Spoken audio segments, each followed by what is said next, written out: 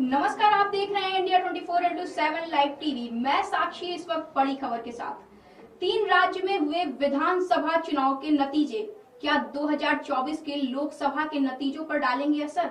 हम बात करने वाले हैं नागालैंड, त्रिपुरा और मेघालय में विधानसभा के चुनावी नतीजे के बाद उसके असर की। आपको बता दें, नागालैंड, त्रिपुरा और मेघालय में विधानसभा के चुनाव समाप्त हो चुके हैं और अब इनके नतीजे भी एग्जिट पोल के जरिए अलग अलग चैनलों पर बताए जा रहे हैं। आज हम इन्हीं चुनावी नतीजे के असर को लेकर बात करेंगे कि क्या अगर इन राज्यों में भाजपा की जीत होती है या हार होती है तो इससे कोई फर्क 2024 के लोकसभा चुनावी नतीजों में पड़ सकता है या नहीं।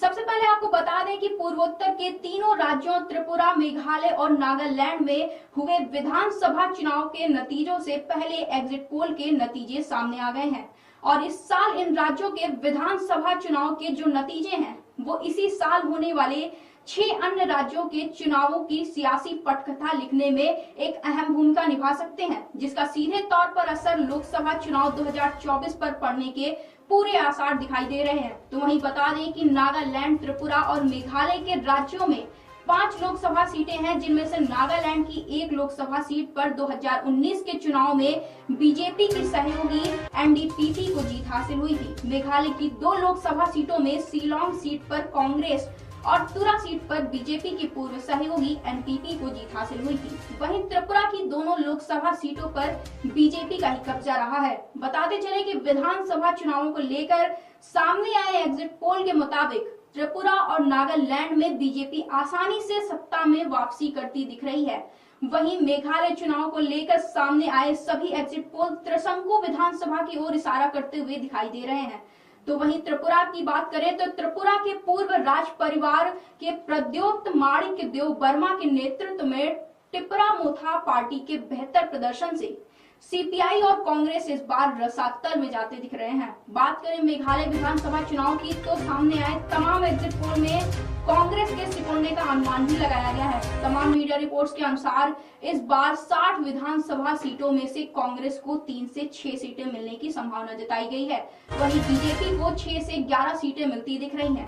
बंगाली मतदाताओं के भरोसे चुनावी मैदान में उतरी ममता बनर्जी की टीएमसी को भी 8 से 13 सीटें मिलने का अनुमान जताया गया है। वहीं सत्तारूढ़ दल एनपीपी को 21 से 26 सीटें मिलती दिख रही हैं।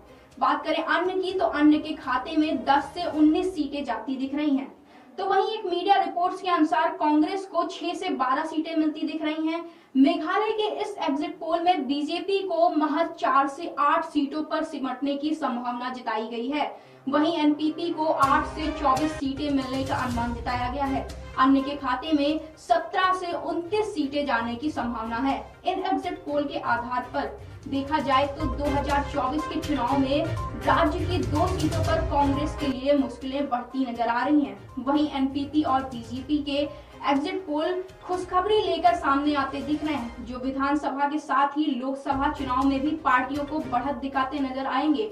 वहीं त्रिपुरा विधानसभा चुनावों को लेकर सामने आए मीडिया रिपोर्ट्स के एग्जिट पोल में बीजेपी गठबंधन को 36 से 45 सीटें मिलती दिख रही हैं। वहीं कांग्रेस और वाम दलों के गठबंधन को 6 से 11 सीटें मिलने का अनुमान है। बता दें कि त्रिपुरा के पूर्व राज परिवार की पार्टी टिपरा मोथा यानी टीएमपी को 9 से 16 सीटें मिलने की उम्मीद जताई गई है। आपको बता दें, भाजपा पार्टी पिछले बार की तरह इस बार भी 303 सीटों की जीत की कोशिश दोहराने में है। ऐसे में भाजपा पार्टी के कई बड़े नेताओं की आकस्मिक टिप्पणियां और उनके बयान कहीं न कहीं इस दिशा में एक रोड़ा बनती भी नजर आ रही हैं।